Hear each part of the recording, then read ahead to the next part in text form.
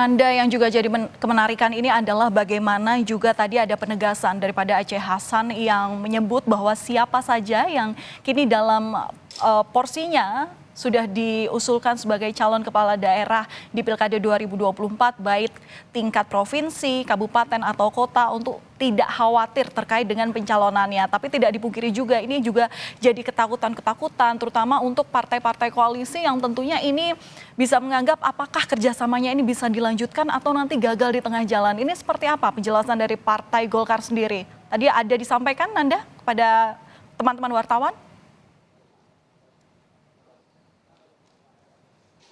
Aceh Hasan tadi menyinggung soal itu, Valen, tapi ia menegaskan sebenarnya terkait dengan dinamika yang terjadi ini tidak berpengaruh apapun terhadap calon yang akan diusung.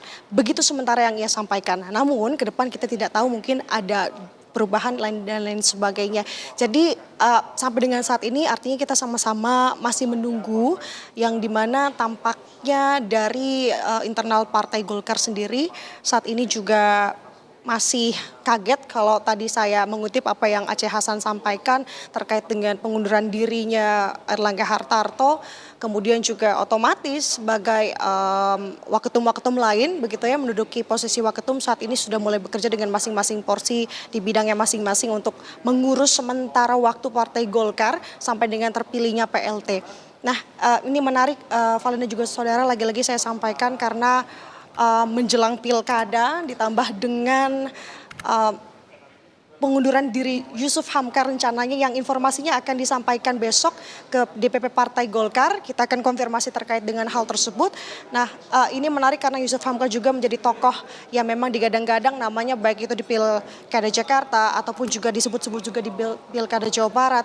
Namun akhirnya sekarang mengundurkan diri, menyusul dari mengundurkan diri Ketum Golkar Erlangga Hartarto. Sebenarnya apa yang terjadi di tubuh internal Golkar ini yang kita akan cari tahu bersama. Karena informasinya kita juga belum ya Valen bisa mewawancarai atau mendengar statement secara langsung dari Erlangga Hartarto karena memang posisinya saat ini Erlangga akan bertolak ke IKN untuk menghadiri rapat kabinet pertama di IKN besok. Jadi sama-sama kita menunggu update-update dari lapangan, Valen. Oke, Nanda penegasan ini sebagai penjelasan juga ke publik begitu ya. Berarti sampai sekarang untuk surat pengunduran diri dari Erlangga Hartarto itu belum diterima jajaran pengurus DPP atau adakah komunikasi yang menjadi alasan apa yang melatar belakangi Erlangga Hartarto ini mundur sebagai ketua umum?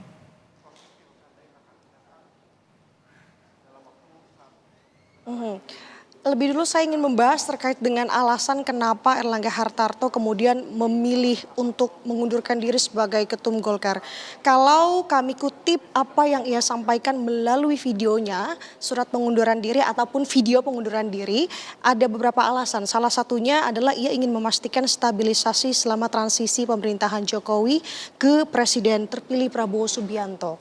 Nah, itu setidaknya alasan yang ia sampaikan. Kemudian kalau kita mengutip apa yang sebelumnya Waketum Golkar Ahmad Doli pada siang hari tadi juga menyampaikan statement, namun tadi dalam preskon memang tidak disampaikan lebih detailnya, lebih jelas pada tadi siang. Ia adalah memberitahu bahwa ini untuk membuat pilkada smooth ataupun lancar.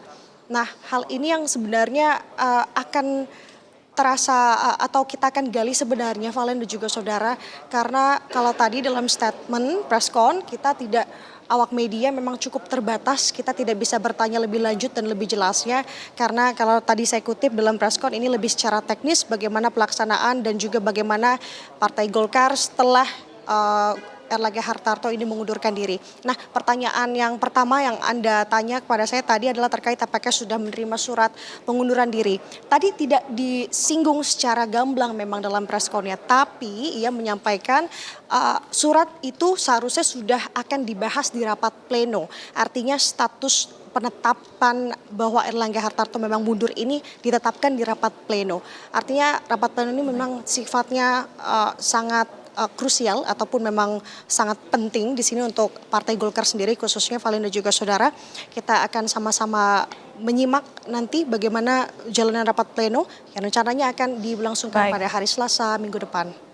Baik, terima kasih atas laporan lengkap Anda, jurnalis Kompas TV Nanda Aprilia langsung dari kantor DPP Partai Golkar.